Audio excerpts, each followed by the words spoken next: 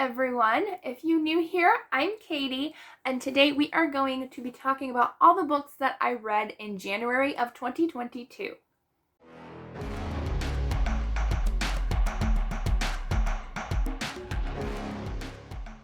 So it is now January 30th on Sunday, so it's a day before the last day of January. I have one more book to finish. If I finish it by tomorrow, I don't know if I'm going to DNF it or not. I have not yet decided on that. So if I finish it, I will make sure I squeak that into the video before I put this up. I have my Eeyore mug today. He is so adorable. Put a little too much honey in today because I thought it's a tall mug, but I forgot it's also skinny. So I put a little too much honey. That's okay. Better than not sweet enough, right? Okay. So let's go with statistics first. I decided to kind of see how many star ratings that I had and how many of each age group that I did. So I'm not going to talk about them. I read 10 comics or graphic novels. I'm going to talk about one graphic novel, but I read Archie comics for comfort reads, so I promise I won't bore you with the comics. But I don't put them in my Goodreads goals unless they're over 100 pages. So I read 10 comics, probably a few more that were under 100 pages. And I also read a Baby Blues comic book as well. And then I read 5 middle grades. I also read 2 YA and 3 adult fiction. It will definitely be more adult fiction and YA coming up in the future, but I just had a lot of comics to read, I guess, that I wanted to. And then for star ratings, I had 4 DNFs, which is a lot for me. That was a lot this month. 1 star, no 2 stars, 2 3 stars, 4 5 stars, and 2 5 stars. So I'm not going to rate the comic books in my goals. So this is just middle grade YA and adult fiction. Okay, so let's go ahead and start with the DNFs. I'm sad about some of these, honestly. Okay, so the first one I talked about a little bit earlier on in the month. It was Pizza Love and Other Stuff That Made Me Famous by Katherine Williams. And I just was not a fan of this one. It has to do with a girl who works in a Italian Greek restaurant, and her friend gets her involved in a kind of reality TV cooking show, which I normally love stuff like that, especially watching it, but in reading form, I just wasn't a fan of it. A lot of teenage drama involved in it, and it just wasn't for me. So I ended up DNFing that one. Next one that I DNF'd was City of Ghosts by Victoria Schwab. It just wasn't for me. I had a feeling it wasn't going to be. I don't normally like ghost stories. I like if it's like more of a mystery, like Nancy Drew or stuff like that, where it's like a fake ghost and they try to figure out who's behind it. But this one just wasn't for me, so I decided to DNF it. I think I read probably about that much or so, but yeah, this wasn't for me. So it's okay though. I know a lot of other people enjoy it, and that's fine. My opinion, it's just my opinion. So we each like different books. Okay, so I talked about DNFing this one as well. This is Educated by Tara Westover, and I was listening to the audiobook. I was really, really enjoying it, but then I got into some strange topics that I wasn't comfortable with like energy healing and stuff like that, and so I ended up DNFing that one. So kind of disappointed because I didn't think I was going to like it, but that's okay. At least I wasn't super excited about reading it or anything, unlike this next book we're going to talk about, which is Dial A for Aunties by Jessie Q. Sutanto. I was so looking forward to this book for the longest time. Finally got to it. I don't even think I got 3 chapters in, and there was just too much bad language and innuendos for my taste. Much more than I was expecting in a book that's honestly supposed to be more of a kind of murder mystery type kind of. So, well, not really mystery, but definitely more I thought was going to be a little bit more interesting, a little bit more fun, and I ended up not liking it. So, which is sad because this was a gift, but sometimes that happens, and and I can bless somebody else with this. I can put it in my little one of my little free libraries in the area or give it to somebody else. So yeah, so that was one that I was unfortunately not liking. It makes me sad, but that's okay. You know, I'd rather put it down and read a book that I actually enjoyed. Okay. Let's go on to our only 1 star, which probably should have DNF'd it. It wasn't that great. Which is Xena Warrior Princess, the Penance Book 1 graphic novel. It was okay, but there was a lot of violence in it, like very graphic. I do remember when growing up I used to like the show, but I don't know, it just seemed more graphic in like comic book form. I mean, the artistry's fairly nice, but yeah, I just wasn't a fan of it, and I was like, why am I even reading this? It just wasn't for me at all. And yeah, I think I only read it because like I had to read a prompt that started with an X, so that's why I picked it up. It was a 1 star. Just wasn't for me. I guess I'm not a fan of like Xena Warrior Princess in book form. Okay, I'm probably not even a fan of the show anymore, probably. Okay, let's see. 3 stars. I had 2, and I have to remember which ones they were. It was that one and that one. Okay, so let's talk about, I don't have a physical copy of it. I may have returned it to the library because it was due, but it was The Thursday Murder Club by Richard Osman, and I only gave it 3 stars because I felt it was very, in some parts, slow-paced, but also it kind of read more like kind of a like BBC mystery TV show, if you know what I mean, like those English TV shows where, you know, I feel like they're probably going to make it into a TV show like that. So I did enjoy it, but it also had so many plot lines, like not just technically like twists, but it was more like so many different plot lines going into one story that I felt it just was a little too much. But I did give it 3 stars, so that's fairly good for me, and I'm going to go ahead and continue on with the series. I'm going to be buddy reading the second one this month as well, as soon as I get it from the library, which I totally forgot about that. Okay, let's see, and the other 3 star was, let's see, Snapshot by Liz Well, and I normally love her books. I normally give them like 4 or 5 stars, but I think I overhyped this book in my mind a little too much because I've been wanting to read this for like 10 years. No kidding. Over 10 years. So yeah, it was definitely a lot more slower paced than I normally get from her books. It definitely was more along the lines of historical fiction mixed with a little bit of mystery and intrigue. So I did like the parts where she brought part of her own history, like her own life, into the story. Her father is really worked for the FBI, I believe, and he worked on the Kennedy assassination and stuff. So it's kind of brought in a little bit of her own life and a little bit of her father-daughter relationship, and I liked that part a lot, and I will definitely be picking up some other books by her and rereading a couple as well. But yeah, this one was only 3 stars for me just because it was a little bit more slow paced, but I did still really enjoy it, and I do recommend it. My mom is loving it, by the way. She's about a third of the way through, so she really loves this book. Okay, let's see. Next up is my 4 stars. I have my paper. 4 stars. I have 5 4 stars. Let me see if I can find them all. Okay, the first one I'm going to talk about is Incarceron by Catherine Fisher. This is the first book in a duology. Kind of, it says it's fantasy, but I would say it's more, honestly, more sci-fi, because there's a lot to do with technology. It is a different world as well, so yeah, it definitely would fit the fantasy aspect as well. But I think I got this recommendation from Chantel, so I will link her channel down below as well. Really, really good. I think I would give this 4, if not 4.5 stars.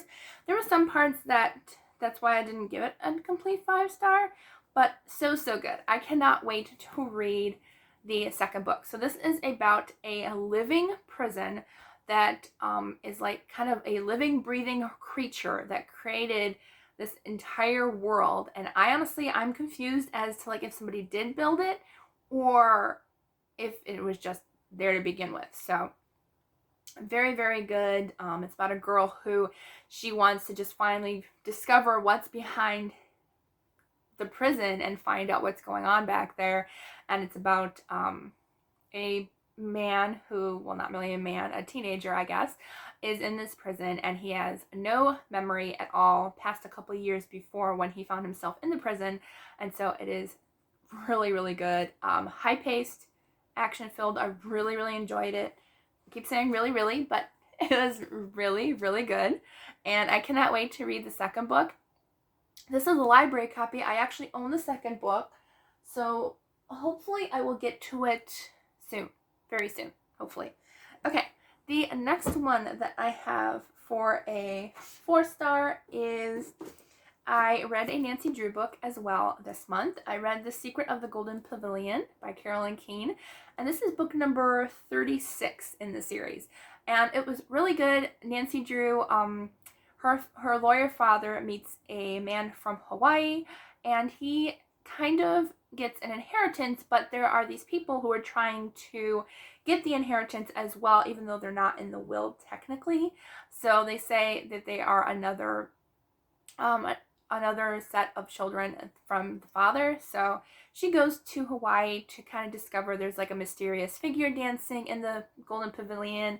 Mysterious things are happening, and along with a kind of like a treasure map. So I don't think I've ever read this one before. I thought I've read all the entire original series, but surprisingly enough, I don't think I've read this one. And it's been really good so far. Really enjoyed this one. Okay, let's see what's next. Had something on my screen. Okay. The next 4-star, I think, is, they're over here actually. Okay. Let's see. I think I have a couple too as well that I don't have physical copies for, so I'll go to those first. One was, let's see. I'm glad I wrote all these down, otherwise I would definitely forget. Alright. The first one that I gave 4 stars, that for some reason I didn't bring the copy upstairs. I did have a copy. It's going back to the library though this week. But it is The Whole Story of Half a Girl by Vera Hiranandani. And it was so good. I really enjoyed it. As I said, the more contemporary books I pick up, the more I love them. I've never been a fan of contemporaries, but lately they've just been so good. And this book was like no exception. I absolutely loved it. I gave it 4 stars. It's about this girl, Sonia. She is half Jewish and half Indian, and her father ends up losing his job, and she ends up going from private school to public school, where she finally sees like racism happening where she's never seen it before because she's never experienced that. So she sees that the black children and the white children, they're separated in the cafeteria, and she's kind of trying to figure out, like, is she black or is she white? Like, she has no idea because she's darker skinned than the white people, but lighter skinned than the black people. So it's kind of her just trying to figure out who she is. And it was just really, really good. New relationships happening on, and it was just highly entertaining. I liked it. It was cute and it was fun. Very heartbreaking in some parts as well, near the end. So really, really good. Really, really good. Okay, and then the next 4-star that I had was, I think I have one more. Yeah, I finally read the last Christmas book of the year. I wasn't even planning on reading any Christmas books in January, but a prompt for one of my groups was to read a book with winter or snow on the cover, so I kind of had to, even though I kind of like to finish up my Christmas books in December. But so I decided to read Christmas in Winter Hill by Melody Carlson. I absolutely love her Christmas books. They are so cozy and comfy. They're just a comfort read. So if you love kind of sweet Christmas clean romance books, I highly recommend Melody Carlson. And this one is about a mom and daughter who move into this town because the mom got a new job, and kind of it's a whole Christmas town, but she hates Christmas. She hates it.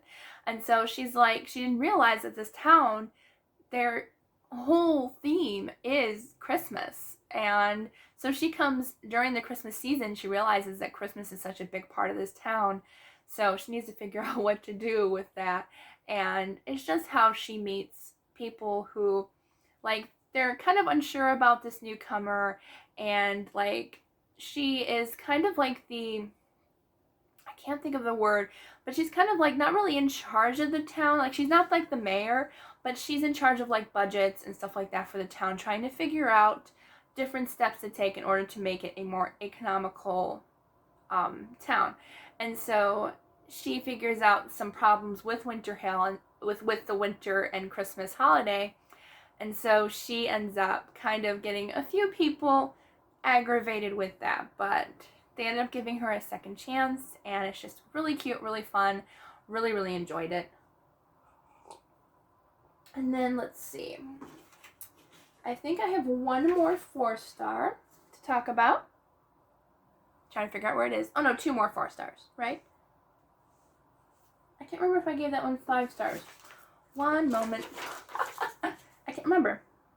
Okay, that one was 4 stars. What was... Oh, okay. I had to remember what my other 5-star was. That's why I got confused. Forgive me. I'm a little scatterbrained. Okay. That was a 5-star. Okay. Next 4-star is Mary Poppins by P.L. Travers. I finally got to this book. So happy that I did. I finally... Because it's one of my favorite Disney movies. It's just the original Mary Poppins. Even the new one was pretty good when I saw it. But I finally got to read the original Mary Poppins, and I give it 4 stars. I wish I gave it 5 stars, but Mary Poppins was quite a bit vain, if I'm being honest. Like, she looks in every single store window that she goes by. She looks into car windows just to see if her hat's straight and crooked or straight and pretty. And yeah, so I think honestly Julie Andrews did a great job of doing Mary Poppins, because I know somebody mentioned in one of my book groups that she thought that Mary Poppins was too strict. And I said, well, she kind of had to be. She was the nanny, and she had to be strict. She couldn't be the fun person, because if she was, she could have gotten fired because she was, way too fun. So she kind of had to be strict, but she still brought them on those adventures, all the fun stuff that happens. Some of the fun stuff that happened in the movie happened in the book, but there was extra fun stuff. And yeah, so I really enjoyed it. I think give it a chance and try it. It was certainly fun. And I would definitely be continuing the series. And then the last 4-star that I have is On the Horizon by Alois Lari. And this is an autographed copy. I actually found it at Ollie's Bargain. I was so happy, because she is one of my favorite children's authors. Absolutely love her books. Let's see if I can find it. So yeah, it is autographed. So I'm happy to have this copy. And I finally got this. It's very, very short and very impactful. It talks all about how during the Pearl Harbor, and how children and each poem, or like, it's all poetry. So it's all poetry, and they're about different soldiers that were during that time, different people that were in, I believe, in Japan and stuff. And I liked how she actually told a little bit in the back, I think, about her own life, and how there was actually a picture of her and her aunt or nanny, I can't remember, but they actually saw the U.S. ship that went down. They didn't see it, but there's a picture where you can actually see the ship in the background on the beach, and I thought that was really interesting. And that's kind of how I believe she came up with this idea for the story, and it was really, really interesting. And I think this should be like taught in schools. It was really impactful. It's very short, and I really enjoyed it. Yeah, it was so good. So that was my 4-star read. Really, really enjoyed it. And then last but not least, my 2 5-stars for the year, which, the first one is Scarlett by Marissa Mayer. I am reading the Lunar Chronicles, my very first time through the series. I'm actually listening to it on audio because the narrator does an excellent job. I think she does a great job. So I've been reading it that way through audiobook, and I just flew through the second book, or at least the last half of the second book, and it was just really, really good. It's all about, each different book is about a twisted fairy tale. So Scarlett would be Little Red Riding Hood, and the Big Bad Wolf, Grandma's involved in it. But yeah, it's really interesting. All the characters kind of go from book to book. So the first book was about Cinderella, and so she continues throughout the story, as well as the new characters, I believe. And just, I am enjoying the entire series so far. It is so good. It's definitely very sci-fi and fantasy. If you don't really like that type of book, I would recommend giving it a try. I don't read a lot of sci-fi, but these were really, really good. So I really can't tell you too much about it, but it's about these people from Lunar who are on the moon, and they come down to kind of negotiate a kind of peace treaty, but it ends up not being that way. And so they're actually hunting down a character in the book to try to find her, and it's just really good. It's so good. It's so good. I'm loving it. I might possibly put these on my favorites of the year. Shh. I don't know though. I might find more books that I like more, but so far, really, really enjoyed that. And then the last book that I'm going to talk about is Tuck Everlasting by Natalie Babbitt. And if I finish that last book that I mentioned in the beginning, I will put in a clip after this book and let you know if I finished it or not. Okay, but anyways, Tuck Everlasting by Natalie Babbitt. I gave this one 5 stars. The book is a family favorite, and so I really wanted to read the book. I don't think I ever read the book. I thought I did at one point when I was quite a bit younger. I might have. But this is about a girl who, she kind of wants to run away, but then she decides, no, I'm just going to take a walk in the woods. I'm not going to run away, but I need some freedom to escape kind of the barred house restrictions and stuff. So she decides to take a trip into the woods where she meets a boy who is drinking water, and something is different about that water, and he tells her not to drink it. And so his family ends up kidnapping her. They're all really nice, by the way, but they kidnap her because she finds out about the water. And so, yeah, it's really, really good. There's also another guy in here who is on the hunt for this family and their secret about the water, trying to find it as well. So it's very fun. It's very short. I read this in less than a day. So good. Absolutely loved it. But yeah, I'm actually kind of interested to read more books by this author. Excuse me. As I've only ever heard of this book. I'm very interested to pick up her other books. So that is the last book. As I said, I will put in a clip of the next book if it's in here. So I will see you back in a few seconds. At least seconds for you, a day for me.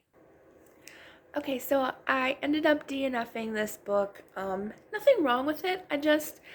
It was kind of a little bit on the slow side, and I just really wasn't invested in the characters or anything. So I might pick it up later on in the year, who knows. But for now, I decided to switch to a Nancy Drew book, which is back here. But maybe I'll be able to finish a Nancy Drew book by the end of today, and that will be my last book in my books that I finish in January.